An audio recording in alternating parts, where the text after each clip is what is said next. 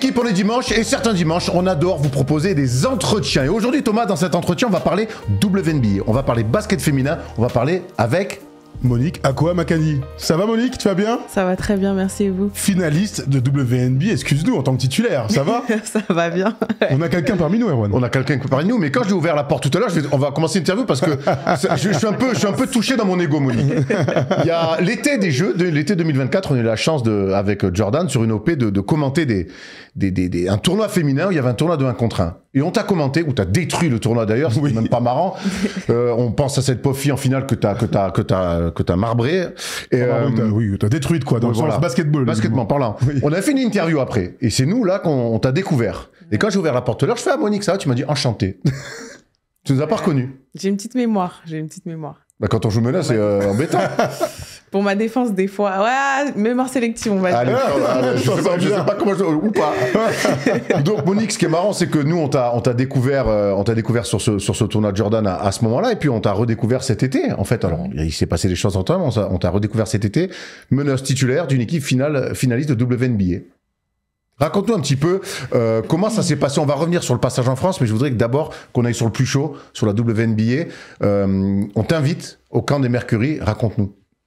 Bah en vrai, c'était un rêve, hein, tout simplement. J'ai toujours eu pour objectif, bien sûr, d'aller jouer en W.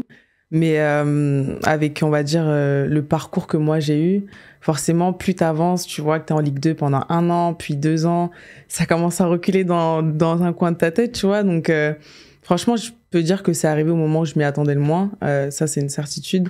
Mais pour le coup, ouais, une fois que j'y étais, de base, je suis allée là-bas, moi, pour un training camp. Donc, j'avais pas d'attente particulière vis-à-vis de moi-même.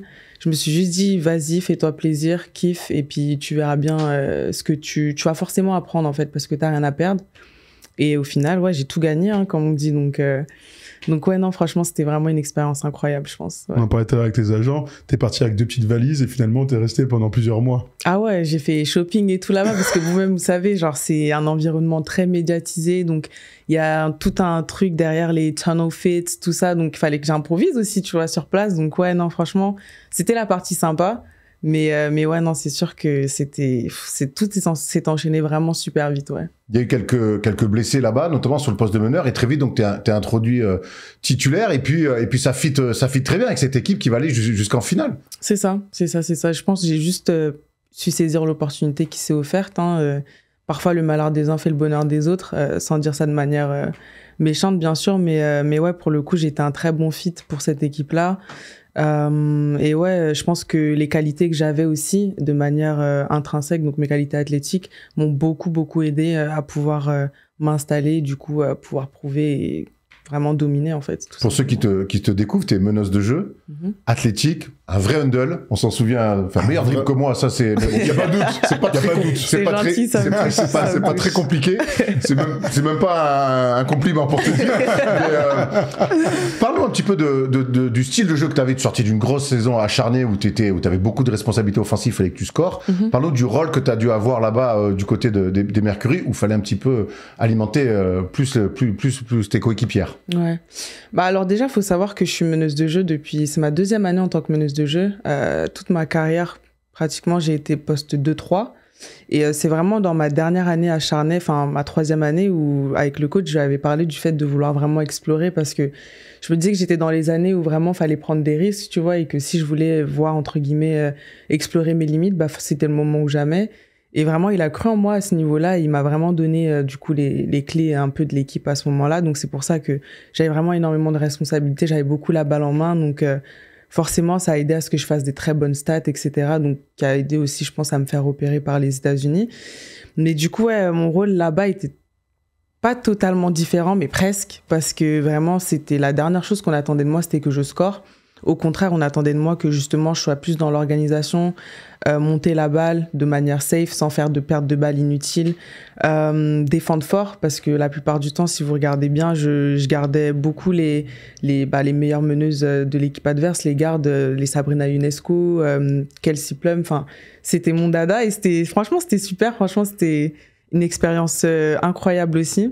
Donc ouais, globalement c'était plus défense, organisation du jeu et après bien sûr exploiter les choses simples, donc contre-attaque, les tirs ouverts et franchement ça fait un moment que je fais du basket, donc me demander de faire ça, c'est pas très compliqué.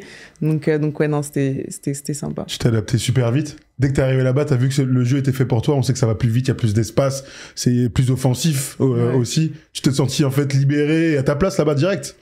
Bah honnêtement, oui et non, parce que c'est quand même différent du basket que moi j'ai connu. J'ai joué avec une joueuse qu'ils appellent point forward. Ça, moi, j'avais jamais connu ça avant.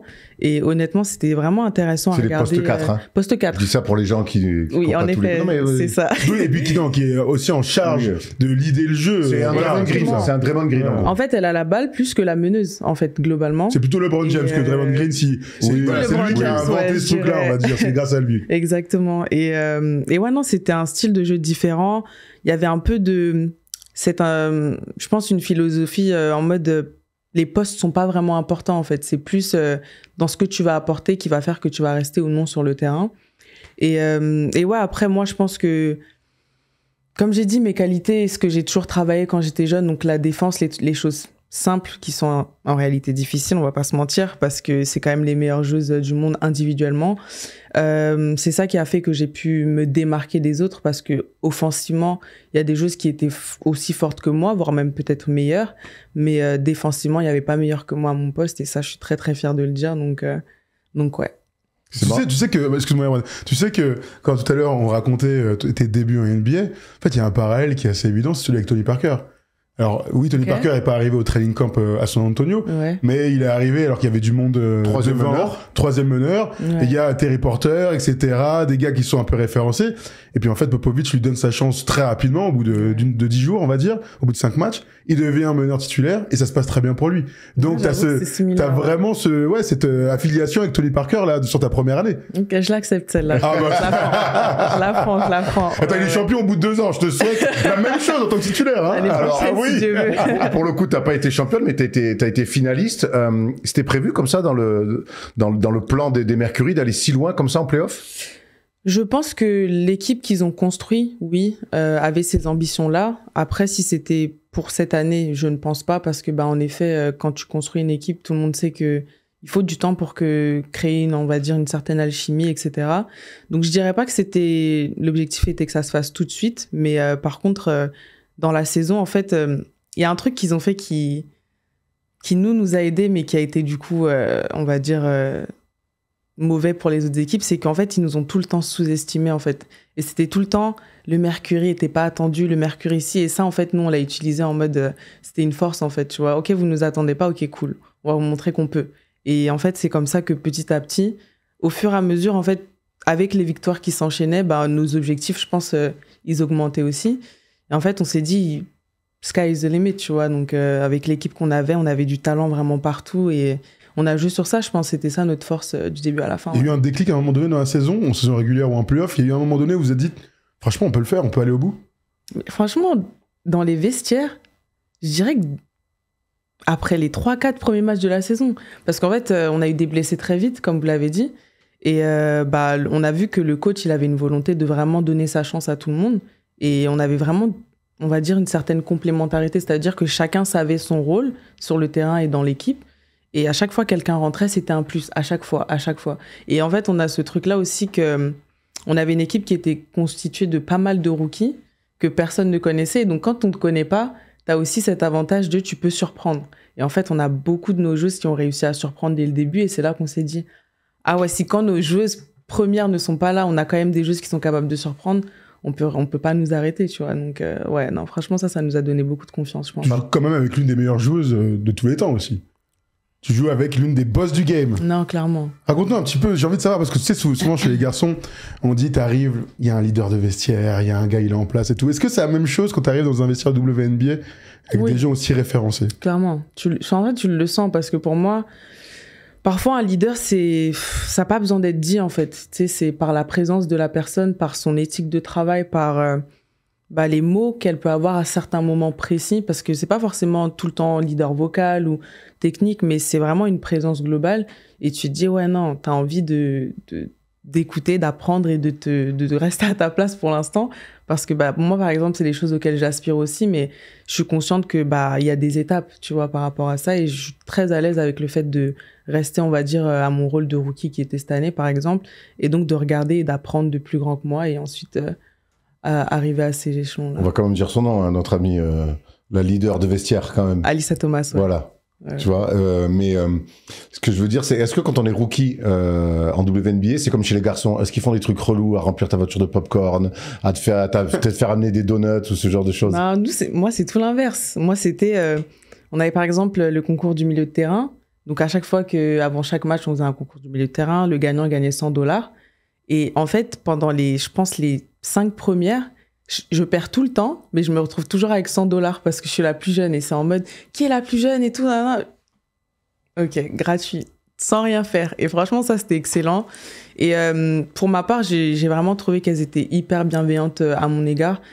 Aussi peut-être parce qu'elles ont vu le potentiel que je pouvais avoir et ce que j'avais. Donc, on m'a toujours bien traitée. Je me suis jamais sentie, on va dire, diminuée ou alors menacée. Enfin, tu sais, genre en mode...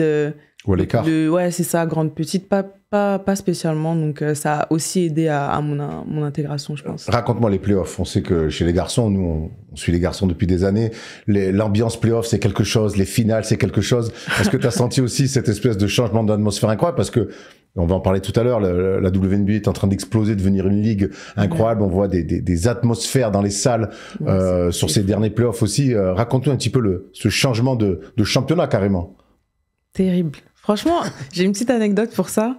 Alors moi, il faut savoir que je suis quelqu'un d'assez, on va dire, je suis un peu pragmatique, donc j'ai toujours la même routine. Pour moi, j'aborde les matchs toujours de la même manière. Enfin, voilà. Donc je me disais, pourquoi ils font autant de cinéma, tout un plat des playoffs, parce que pour moi, c'est juste un match comme un autre, en fait. Et donc, on arrive, premier match contre New York, on joue à domicile. Donc, je suis dans le 5 et tout, je commence. Les 3 ou 4 premières minutes de temps de jeu, le rythme était tellement différent. J'étais à bout de souffle, j'avais envie de sortir du terrain. J'étais là, je me disais, Monique, calme-toi, respire, tu vas bientôt sortir, parce que j'avais juste besoin de reprendre mes esprits, en fait, parce que vraiment, genre, la physicalité, l'intensité, la vitesse, tout avait pris un cran au-dessus. Je me suis dit, mais elles m'ont menti, en fait. Tout au long de la saison, elles faisaient semblant, c'est pas possible. Donc, ouais, non, franchement, ce jour-là, je me suis dit, ok, Monique, les playoffs, c'est vraiment autre chose. Et à partir de là, j'ai commencé à prendre chaque match de manière différente, et parce que du coup, j'avais un peu reçu une claque, tu vois. Mais ouais, non, franchement, l'atmosphère, à quel point le public, il est encore 100 fois plus... Franchement, le bruit dans les salles, des fois, tu sors à des matchs, t'as mal à la tête, tu sais pas pourquoi. Mais parce qu'il y a vraiment énormément de bruit, tu vois. Et c'est vraiment super parce que j'ai connu ça à moindre échelle en France, parce qu'à Charnay, on avait une petite salle qui était pleine, donc ça peut donner le même effet. Mais en fait, quand là-bas, tu te rends compte que tu remplis une salle de 20 000 personnes qui sont là pour du basket féminin, la fierté, elle est... Franchement, c'est x10. Vraiment, c'est x10. Donc, ouais. Est-ce que tu as eu ces petits moments là, tu regardes, tu dis, c'est un truc de fou quand même ce que je suis en train de vivre. À chaque match. Ah, c'est vrai. Clairement, à chaque match. Parce que, ouais, à chaque match, il fallait au moins 5 minutes où je me pose, je m'assois et je me dis, Monique, est-ce que tu te rends compte de ce que tu es en train de vivre? Genre, parce que tout est arrivé vraiment assez vite pour moi, vous voyez. Donc, j'avais besoin à chaque fois de me rappeler que, ouais, c'était pas à prendre pour acquis, en fait. Et j'étais vraiment reconnaissante pour chaque moment que je passais là-bas, ouais. Il y a des joueurs des Suns qui sont venus voir des matchs. Ouais, on voit souvent. Devin Booker, il est venu. Allen aussi, il était là. On a eu de tout. On a même eu des ushers qui sont venus. Comment il s'appelle? Floyd Mayweather, il était là pendant toutes les finales. Enfin, j'étais là, je me disais, Monique, reste concentrée sur ton match, s'il te plaît. C'est le match. Parce que ça, beaucoup, c'est dur de faire des comparaisons avec Charnay. Hein. Pour le... J'aime beaucoup Charnay. Pour le courtside. Mais non, c'est pas pareil, le courtside de Charnay et de Phoenix. Bon, parlons de la finale, du coup, contre les Aces, là. C'est vraiment une équipe surdimensionnée, en fait. Ouais, non, franchement, j'ai eu beaucoup de mal à accepter la manière dont on a perdu, parce que, se faire sweep, c'est douloureux, mais... Première année où les finales étaient au meilleur des 7. Des 7, voilà, c'est ça. Mais je pense que faut le dire, elles ont été dans la maîtrise, en fait. Elles ont maîtrisé leur sujet du début à la fin. On a eu des moments, par exemple, le premier match, pardon, on les a fait douter un peu. Mais franchement, pour moi, c'est là qu'elles gagnent leur série, parce que elles sortent d'une série déjà avec Indiana où elles sont fatiguées, elles sont allées jusqu'au match 5. Nous, on a eu le temps de récupérer, etc. On va chez elles et on perd. Je me dis, en fait, c'est là, dans leur tête, elles ont dû se dire, on était au plus bas, entre guillemets, on a réussi à gagner, c'est bon, tu vois. Et ouais, nous, c'est vrai que cette défaite-là, on l'a un peu eu mauvaise parce que justement, on était partis avec plein d'intentions, on a eu le temps de bien préparer, entre guillemets, notre plan de jeu, etc. Donc, ouais, c'était vraiment difficile, mais pour le coup, ouais, à tous les postes, pour moi, j'ai trouvé qu'elles avaient vraiment maîtrisé, elles étaient vraiment... Ouais, tu savais pourquoi elles étaient là, en fait. C'était pas un hasard, donc ouais. Du coup, t'as joué contre une des GOAT, voilà, AJ Wilson, et fait partie des meilleures joueuses de l'histoire. Bon petit game winner, hein. Ah ouais, elle est forte, qu'elle est forte, mais oui, ça fait mal. Elle est forte, non, elle très forte. Très forte. Franchement, ce serait mentir de dire qu'il y a pas eu des moments où pendant que je jouais, quand je regardais les match-up entre elles et bah, du coup, parce que des fois c'était des prises à 2, 3 carrément, et je voyais qu'elles marquaient, je me disais waouh, Monique, waouh. J'étais là, je me disais ouais, ok, je vois ce que les gens ils veulent dire en fait, c'est vraiment ça. Elle dégage vraiment ce truc de domination physique, technique. Physique, peut-être pas, parce qu'en vrai, beaucoup de gens sont physiques en W, mais par contre, dans la technique, elle a vraiment son jardin, en fait. À partir du moment où elle rentre dans la raquette, là, entre la ligne de lancer franc et tout ce qui est en dessous, inarrêtable pour moi. Et puis, évidemment, comme c'est A'ja Wilson, dès que tu la frôles un petit peu, les arbitres y sifflent, donc ça aussi, ça aide pas. Donc, tu vois, c'est vrai. Elle a pris mal à Star, écoute. Non, c'est ça, elle l'a mérité. Elle l'a sûr. mérité, clairement. Elle est allée le chercher. Et bah oui, c'est les avantages aussi de son statut aujourd'hui. Du coup, qu'est-ce qu'on retient de cette saison, la déception d'une finale ou plutôt le kiff d'être allé aussi loin avec un rôle majeur? Non, le kiff, clairement le kiff, parce que comme j'ai dit, rien de tout ça n'était attendu, n'était prévu. Et moi, j'ai beaucoup appris en vrai en tant que femme déjà, et puis même en tant que basketteuse. Et quand je prends du recul, je pense qu'il y a encore plein de choses que j'ai à process de tout ce qui s'est passé, parce que franchement, c'était là-bas, la vie, elle est à 200 à l'heure, je vous assure, tu joues un match, tu passes à la suite, tu vois. Là, pour le coup, j'ai appris à passer à la suite après un match où t'as été nul. Et ça, c'était un truc avec lequel je galérais beaucoup quand j'étais plus jeune. Et bah, encore là, dans mes années pro, je fais un mauvais match, je pouvais rester dessus pendant 48 heures. Je me dis, mais qu'est-ce que t'as fait? Il n'y avait plus le temps. Là-bas, j'ai fait un mauvais match. Ok, cool. Il y a ça que j'ai pas bien fait, ça que j'ai pas bien fait. Ok, par contre, il y a ça que j'ai très bien fait. Sur le prochain match, qui a comme match-up, qu'est-ce que je peux faire maintenant pour, entre guillemets, avancer. Et c'est que des petits trucs, mais pour moi, c'est plus t'avances dans le haut niveau, plus c'est les petits détails qui font la différence. Donc ouais, non, c'est vraiment le kiff que je retiens de manière globale. C'est quoi ton meilleur match de la saison?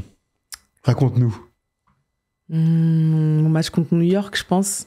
Donc c'est la première fois qu'on va jouer là-bas. Et il y a mon agent Caro qui vient, du coup, c'est la première fois qu'elle est venue me rendre visite là-bas. Et je sais pas, j'avais pas forcément envie de prouver quoi que ce soit. Ouais, c'est ça. J'avais pas forcément envie de prouver quoi que ce soit à mon agent parce que c'est ce qu'ils pensent et c'est ce qu'ils m'ont dit.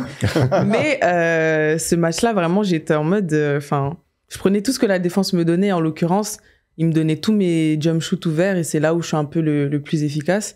Et franchement, j'avais tout qui rentrait. Après, je réfléchissais pas, j'étais vraiment dans le flow aussi. Et franchement, je me sentais intenable pour le coup. Je me disais, ok. En fait, la W, c'est facile, en fait. J'ai eu ces petits moments-là, mais non, franchement, ce match-là, c'est l'un de mes meilleurs souvenirs, je pense. Parce que vraiment, le faire devant aussi quelqu'un que j'aime et que je connais, avec qui j'ai une relation particulière, ça a aussi une saveur particulière pour moi. Donc, On a vite fait parler de ton profil, mais quand je regarde tes stats, alors pour une rookie, t'es presque à 8 points par match, mais je vois 40% à 3 points, 94% lancé franc. Ouais. Ça, c'est des stats c'est pas mal. de quelqu'un, ça aussi. Ça laisse pas beaucoup de côté, ouais. Écoute, j'ai pris ce qu'on m'a donné, hein, comme je vous ai dit, j'ai pas vraiment overthink quoi que ce soit quand je suis arrivée là-bas. C'était vraiment, j'ai appris sur le tard, donc ça veut dire que le tir était ouvert, je le prends, il est pas ouvert, je passe. J'ai le drive couvert, je drive, et après c'était les lancers francs, c'est ma spécialité, on va dire. Donc après ça, c'était du tout cuit. Quand je mets pas mes 2 lancers francs, c'est moi quand même, réveille-toi. C'est le minimum parce que j'ai pas énormément de chance de pouvoir marquer déjà. Donc mes lancers francs, c'était vraiment Monique, là c'est gratuit, donc prends ça, tu vois. Ça, comment tu l'abordes? Parce que tout à l'heure on parlait un petit peu de ta préparation, du fait de passer à autre chose. Le lancer franc, pour toi, c'est quelque chose que tu prépares différemment ou ça a toujours été ta force? Tu vas un peu décontracté, tu marques tes lancers francs, on n'en parle plus. Non, justement, ça a été c'est une préparation pour moi. Les lancers francs, j'ai pas toujours été une shooteuse, déjà, faut le savoir. Donc, les lancers francs, ça a été vraiment le processus qui m'a permis après de stabiliser mon shoot. Donc, aujourd'hui, c'est ce que je considère comme le plus facile, mais ça n'a pas toujours été le cas. Donc ouais, quand j'arrive au lancer franc, C'est une psychologie particulière, de toute façon, on le sait. Ouais, franchement, parce que c'est pas comme tous les autres tirs, en fait. T'es là, t'es arrêté, t'as le temps de réfléchir, en fait, c'est ça. Donc, c'est juste, j'essaye de rester dans la même routine que j'ai habituellement. Des fois, ça rentre, des fois, ça rentre pas. Et tu te dis, 94%. Ça rentre plutôt. Ça rentre. Mais c'est vrai que t'as dit un truc, et c'est vrai que, alors, tu me dis si t'es d'accord avec ça, mais moi, dans tous les matchs que j'ai joués, quand j'allais lancer franc, j'en avais 1, 2, 3.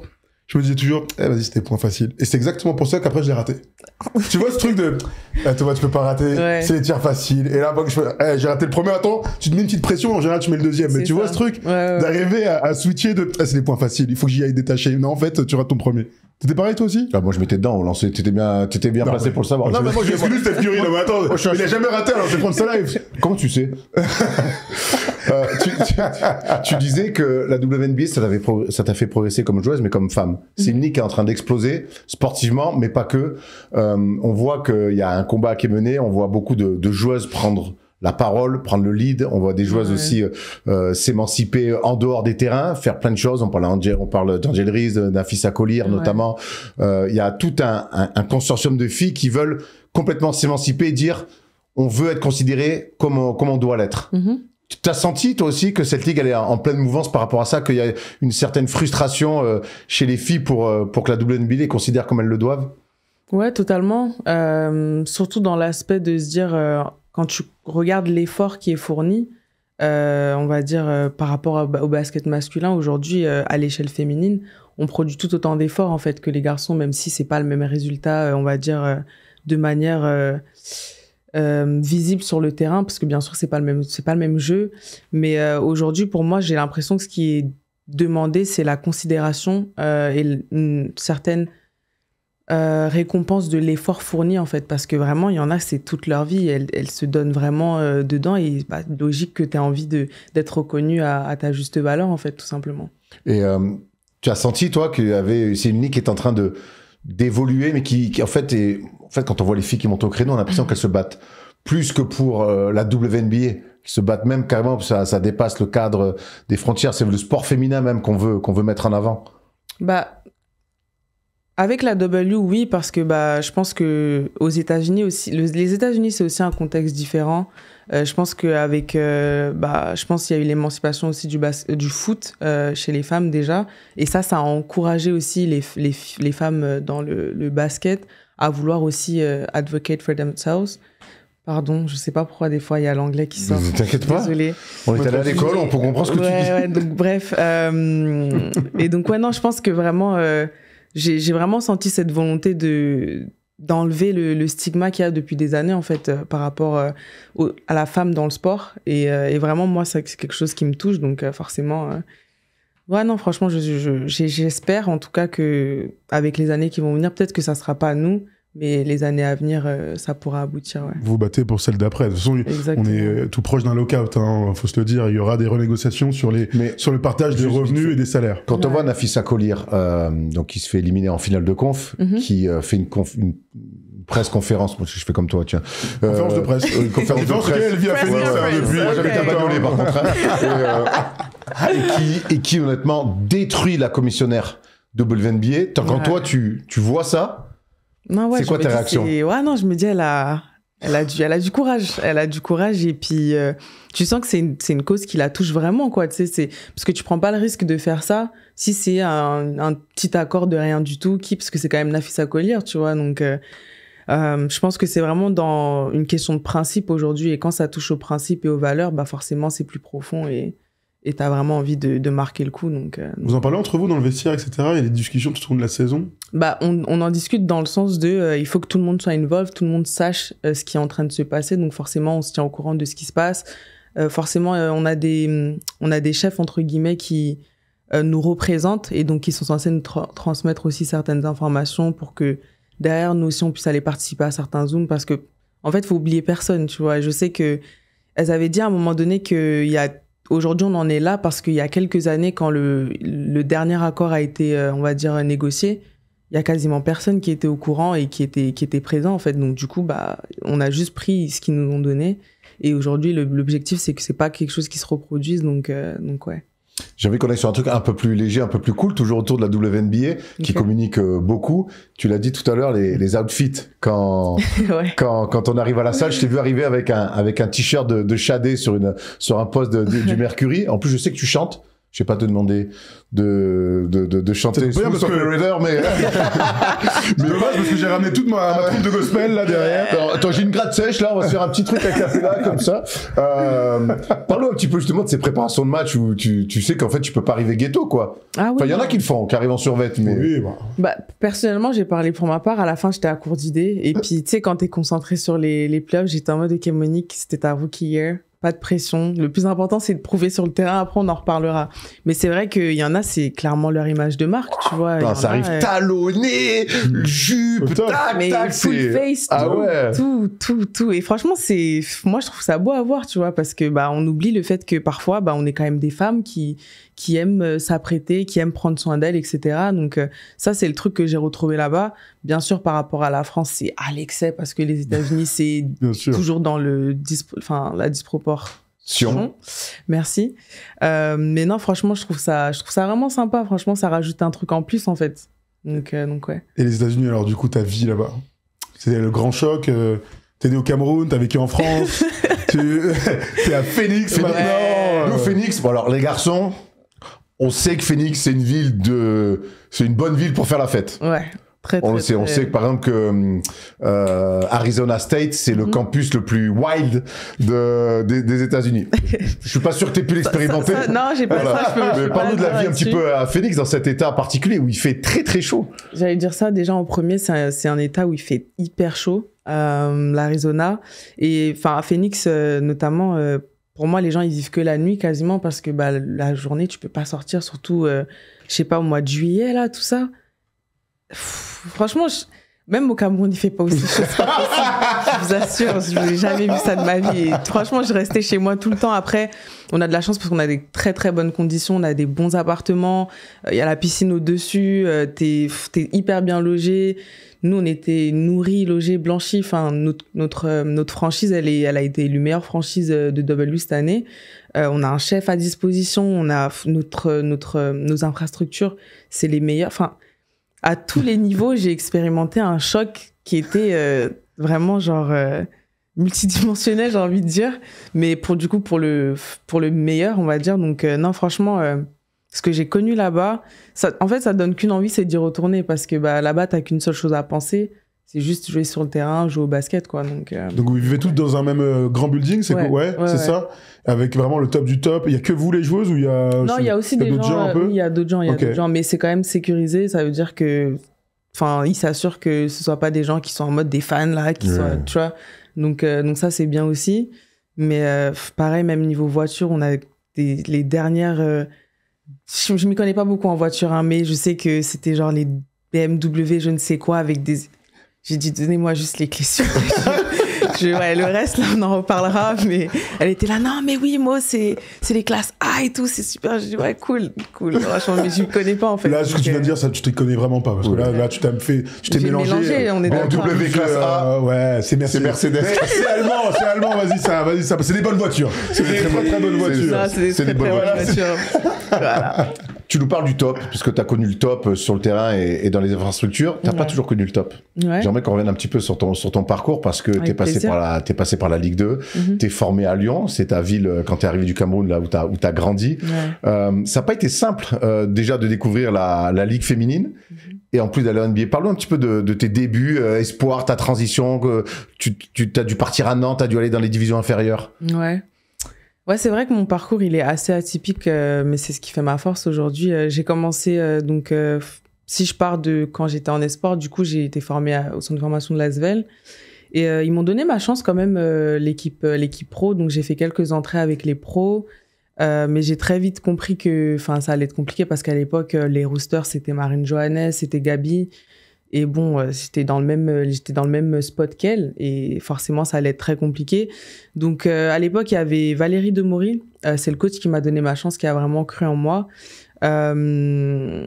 J'aurais pu rester une année supplémentaire, du coup, avec les pros, mais je sentais que la place que j'allais avoir n'était pas vraiment celle à laquelle j'aspirais, parce que j'étais mise dans une case, en fait, précise.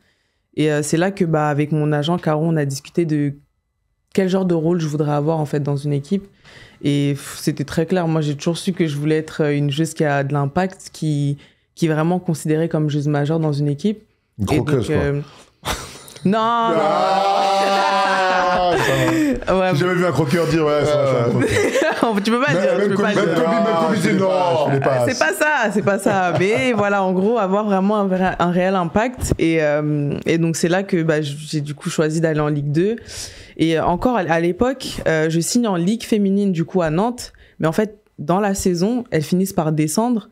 Et en fait, je me retrouve avec une équipe de Ligue 2 et la question se pose quand même parce que j'avais un contrat, un avenant qui disait que si elle descendait, forcément, je pouvais ne pas y aller. Et je sais pas pourquoi je sentais que dans mon cœur, c'était le bon choix à faire, donc j'y suis allée quand même.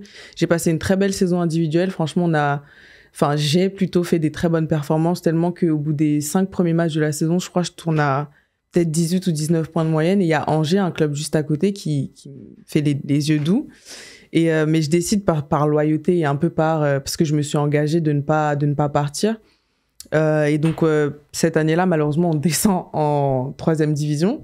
Donc, forcément, je dis à Caro, OK, là, faut y aller, faut que je parte. Et derrière, Caro, elle me dit, ah, Monique, il y a ce super coach et tout, qui devait signer à Montpellier, donc Stéphane Leit, et qui, finalement, il y a eu un problème à l'époque. Je pense que vous savez ce qui s'était passé un petit peu. Et donc, il va reprendre Charnay. Il veut absolument que tu sois la première joueuse de son effectif. Donc, je me dis, OK, cool. Je sais pas qui c'est ce coach, mais il a l'air très enthousiaste à mon égard. Lui savait qui t'étais. Lui, il savait apparemment. Donc, j'ai dit, écoute, je veux bien lui parler, savoir comment il est, etc. Et en fait, quand on discute, tout de suite, je sens qu'on accroche. Il y a une certaine alchimie qui se crée très rapidement. Donc, je me dis, OK, ça se rapproche de Lyon, de ma famille. Cool, parce que Nantes, c'était hyper loin et bon, je fais pas partie de ceux qui sont partis en centre de formation loin de leurs parents, donc j'étais pas habituée encore. Donc ça m'arrangeait un peu quelque part de me rapprocher de chez mes parents. Et donc ma première année, je suis capitaine. Très très bonne année où on passe du coup de Ligue 2 à Ligue 1. Mais je pense la pression d'être capitaine, même si je l'ai toujours voulu quelque part, elle fait que je me concentre plus sur l'aspect on va dire organisationnel. Est-ce que mes coéquipières sont bien? Est-ce qu'il y a besoin de ci, ça, surtout les étrangères? Et je me perds presque dans ce qui doit être mon focus, en fait, c'est être une joueuse majeure, en fait.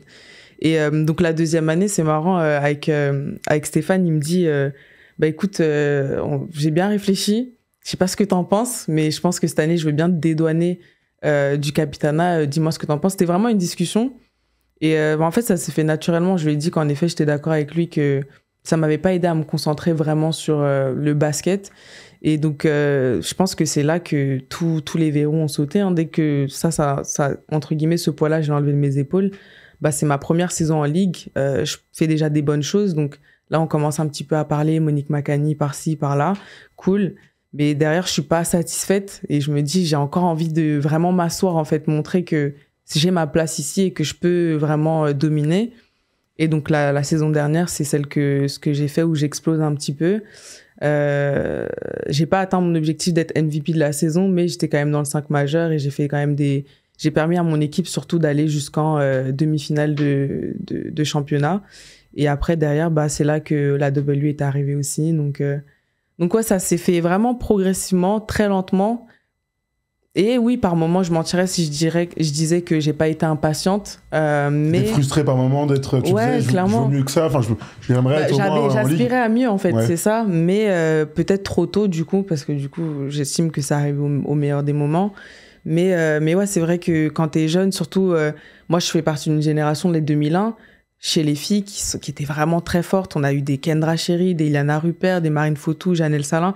Et tu sais, que tu le veuilles ou non, tu vas te comparer. Elles étaient en avance sur toi. C'est ça. Et je me disais, j'ai envie d'y aller, je sais que je peux, tu vois. Mais les opportunités n'étaient pas encore là, tout simplement. Et ça, c'est là que mon entourage a joué un très, très grand rôle. C'est déjà me rappeler que c'était pas ma valeur forcément, tu vois, parce que des fois, tu peux un peu te perdre dans ton identité, à te dire que là où tu es, c'est vraiment, entre guillemets, ce que tu es ou que tu mérites. Mais ils ont vraiment été bons dans le fait de tout le temps me rappeler que déjà le travail, c'était ça qui allait finir par payer. Donc je me suis jamais arrêtée de travailler, croire en moi. Ils ont beaucoup cru en moi parce que je suis très forte pour ça. Des fois, on va dire, douter de moi-même et ne pas vraiment valider vraiment ce que je suis capable de faire. Et donc, leur présence pour ça était vraiment très, très, très importante. Et après, après, ça s'est fait crescendo. Aujourd'hui, je suis plus la Monique d'il y a 2 ans où j'ai moins confiance en moi. Aujourd'hui, je sais ce que je suis capable de faire et j'ai pas peur de le dire. Donc ouais. Et les grands clubs français n'ont pas peur de te signer aussi, puisque tu as signé à Bourges, quand même, qui est le plus grand club français. Alors, ils sont pas champions de France en titre, nos amis de Bourges, mais signer à Bourges, quand on est une fille formée en France, c'est pas rien. Non, c'est pas rien, clairement. Ça a toujours été un objectif, hein, honnêtement. Dès que je suis rentrée en Ligue, je me suis dit que si c'était pas moi qui a amené mon équipe à gagner un titre, j'aimerais aller jouer dans une équipe qui peut gagner le titre, parce que aujourd'hui, c'est quelque chose qui m'anime. Quand j'étais en centre de formation, on a toujours été un club qui gagnait. Et donc, la culture de la gagne, je l'ai depuis quand même assez longtemps. Et donc, ouais, Bourges, ça a été un choix qui a été plutôt, on va dire, logique dans la suite de ma progression. Donc ouais, non, franchement, j'ai hâte de voir ce que ça va donner, ouais. Ça va bien se passer à Bourges, là, quand tu vas arriver dans quelques semaines. Tu vas arriver dans des chaussons. J'espère que ça va te mettre bien. Bah, j'espère. C'est tout à leur intérêt. Ils ont un peu moyen. Hein, c'est pour ça que je dis ça. C'est que un petit coup de boost, peut-être que. N'hésite pas à y aller tout de suite après l'interview. ça, c'est pas bien, ça. On embrasse Olivier Lafargue. Ça, il connaît depuis que je suis minot. J'avais qu'on te parle un petit peu de l'équipe de France. T'es né au Cameroun. T'es arrivé jeune en France. T'as essayé de faire les démarches avec la Fédé pour pouvoir jouer en équipe de France. Ça s'est pas fait. Je veux que je développe là-dessus. C'est mieux que ça soit tant que moi.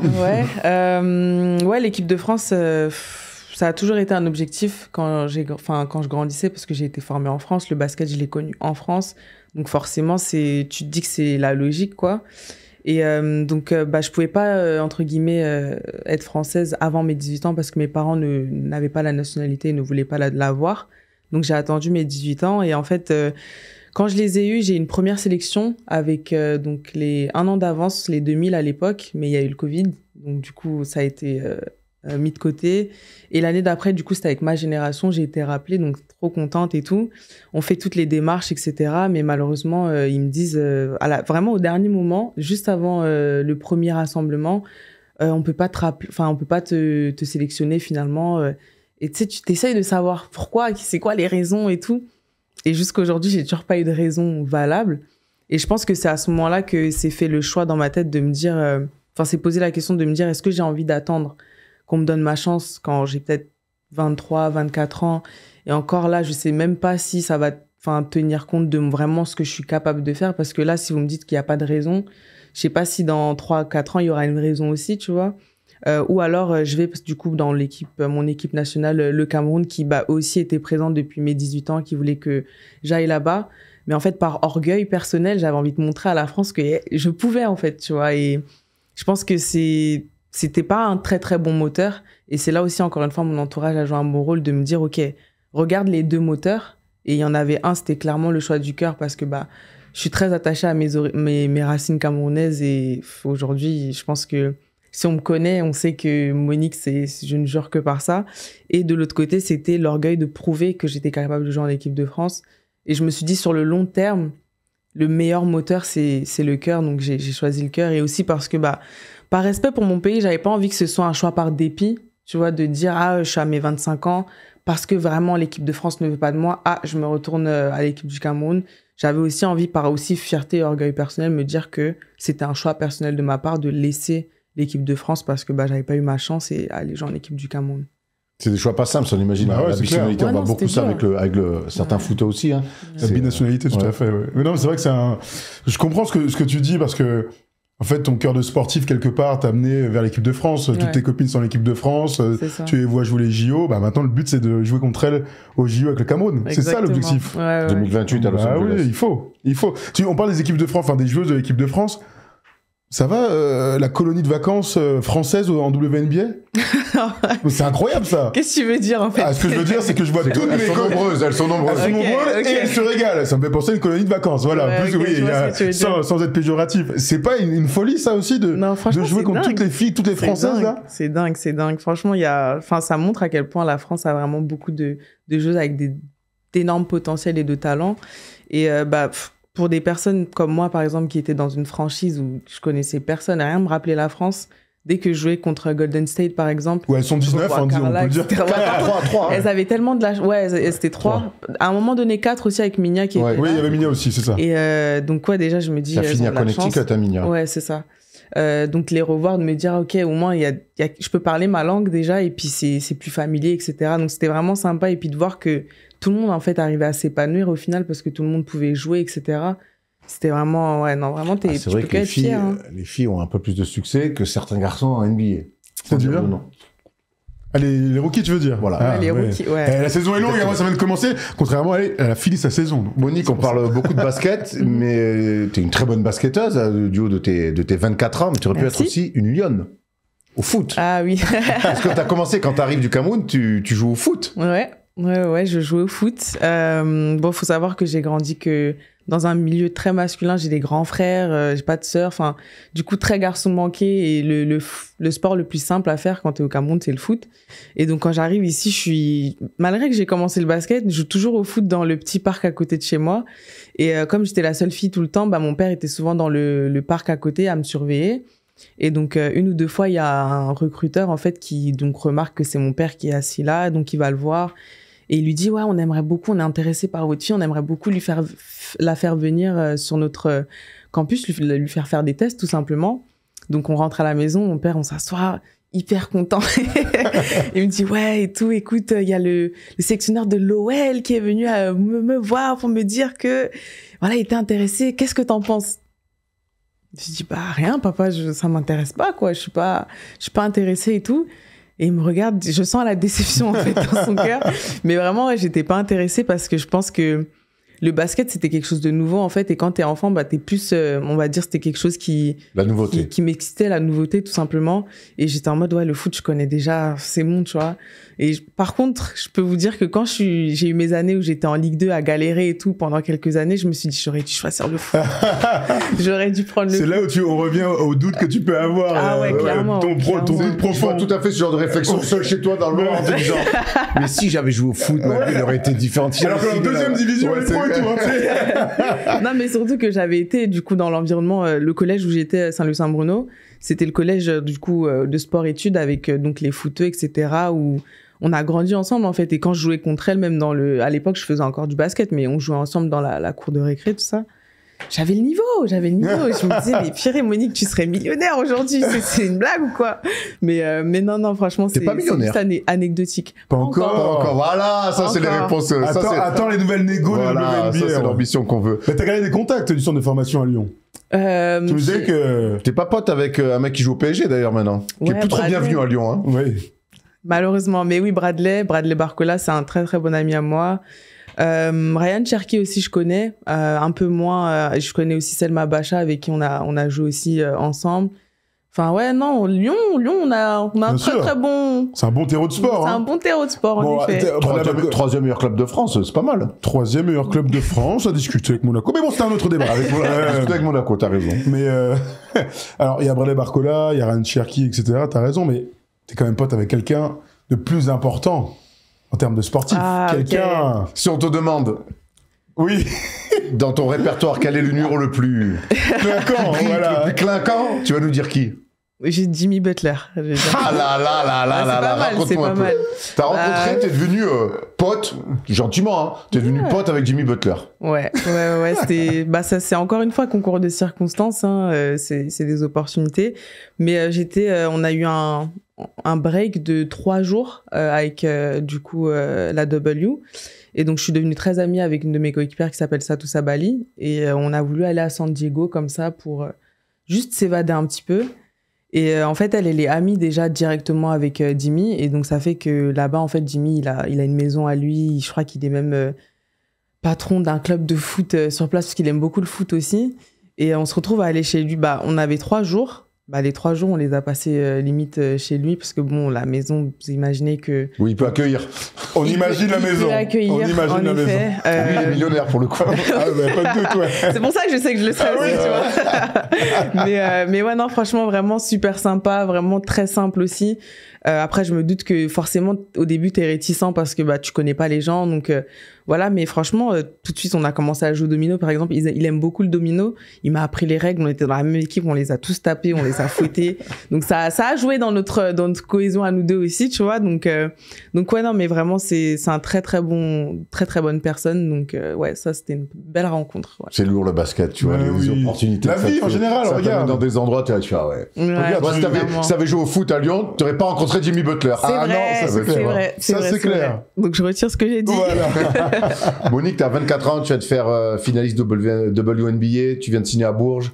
Il te reste plus de la moitié de ta carrière encore à faire. Ce serait quoi? C'est quoi les cases que tu veux cocher? Sur le plan collectif, je dirais que j'ai envie de gagner des titres, tout simplement, parce que quand tu goûtes à un niveau comme celui-là et que tu te vois que tu es capable, même si, bon, c'est vrai qu'il y a beaucoup de facteurs qui ont fait qu'on ait pu aller jusqu'à ce niveau-là, tu te vois que tu es capable de l'atteindre. T'as qu'une envie, c'est de regoûter à ça, en fait, tu vois. Et c'est un peu comme une drogue, mais une bonne drogue, du coup. Donc, ouais, non, franchement, j'ai pour ambition de pouvoir gagner des titres dans tous les championnats que je pourrais jouer, parce que c'est aussi ça, c'est pas juste de manière individuelle. Je suis une joueuse, vraiment, ce que j'aime le plus dans le basket, c'est le fait de pouvoir sentir que tout le monde se sent involved dans le jeu, en impliqué. fait. C'est ça. Et c'est peut-être pour ça que j'ai fini par devenir meneuse de jeu aussi. C'est parce que j'aime beaucoup ce truc-là de mettre les gens, de les faire se sentir concernés, en fait. Donc ouais, non, vraiment, c'est... Là, avec Bourges, gagner championne de France, Coupe de France. En Euroleague, bon, c'est un peu plus compliqué. Si je suis réaliste, je vais dire que c'est les débuts. Donc, si on peut déjà aller déranger un petit peu ceux qui sont un peu là-haut, ça sera déjà cool. Mais ouais, en tout cas, continuer d'apprendre parce que je pense que ouais, c'est ça. Je suis encore jeune, j'ai pas non plus envie de me bourrer la tête de plein d'objectifs par le fait de me dire ouais, il faut des objectifs. Non, j'ai des objectifs, mais je pense qu'il y a aussi des choses qui viendront avec le temps. Donc ça aussi, je suis prête à attendre, à être patiente. Moi, je te donne un objectif, si tu veux. L'année prochaine, au Lancer France, 100% en WNBA. En WNBA, je te laisse. Bourges, là, je te laisse reprendre un petit peu. Il n'y aura pas de saison l'année prochaine à tout moment en WNBA. Enfin, j'ai des infos. Il y aura peut-être un lockout. Il y aura peut-être une saison aussi. Avec des salaires revalorisés de ouf. Tu peux rajouter un 0 sur ta fiche de salaire de l'année dernière. Je signe. Je te le souhaite. Hein. Je signe. Chader, on a bien parlé d'oseille. Il dit ça comme combien ça. Toujours, donc tu sais toujours. Tu n'as pas remarqué, on est à la maison ici. Ce que tu gagnes en France par rapport à ce que tu gagnes en WNBA pour que les gens aient une idée un peu. Là, par rapport... quand j'étais à Charnay, forcément, je gagnais moins. Parce que là-bas, t'es payé toutes les 2 semaines. Donc, si je peux te dire, je pense que je gagnais le triple de ce que je gagnais à Charnay. En WNBA. Et là, avec Bourges Avec Bourges, on est... Ils n'ont pas envoyé des chiffres, hein. Non, je vais... On les connaît, les chiffres. On parle d'oseille ici. Je vais dire que je gagne un tout petit peu moins. Je gagne un tout petit peu moins avec Bourges que ce que je gagnais là-bas. Ouais. Et mais la différence, c'est que tout est pris en charge aux États-Unis ou même ici aussi en France, c'est pareil, finalement. Là, avec Bourges, je vais connaître quelque chose de différent, mais franchement, tu gagnes limite plus en fait aux États-Unis parce que vraiment, nous, tout était pris en charge. C'est de l'argent de poche. Ouais, ça va sur ton compte et tu fais ta petite vie avec. À part les impôts qui te prennent quasiment la moitié, bien sûr. Bien sûr. Sinon, ouais, non. C'est pas déclaré. Le conseil catastrophique. N'importe quoi. Non, Monique, en tout cas, on te souhaite le meilleur. On va suivre évidemment ta saison du côté de Bourges. Et puis la saison prochaine, on espère que ça va se régler avec la WNBA. On te suivra aussi à Phoenix ou ailleurs parce que tu es free agent officiellement. C'est ça. C'est ça. Et en tout cas, merci d'être venu. On est ravis de voir l'évolution depuis 5 contre 1 Jordan et de voir la joueuse de basket que tu es devenue et que tu vas devenir. Merci Monique. Merci Monique, mais j'aimerais quand même qu'on finisse avec un shout-out. Oh, oui. Shout out à Mago Elia qui a vie. Je sais que tu les kiffes, donc on était obligés. Faut venir dire bonjour. La prochaine fois, va. Et je le dis, dire bonjour. Et vous le savez, ceux qui nous ont déjà croisés, on est les gars les plus cool du game. Oui. Voilà. Faut pas hésiter, pas de stress. T'es humble, toi, un peu. T'es humble. T'es plutôt humble. Mais oui, les gens le savent. Il a aucune raison de pas être... Alors, ça va, on n'a rien fait non plus. Hein. Il a pas encore joué de finale de NBA ou de WNBA. Hein. Pas encore. Je suis blessé. Ligaments croisés. Tu connais. Après, j'ai dit qu'on était cool. On est cool. Vous êtes cool, J'ai pas dit cool et grossette. Les deux, ça marche. J'ai pas dit qu'on était les meilleurs, mais les gens le savent. Merci Monique, en tout cas. Bonne saison du côté de Bourges. Ciao.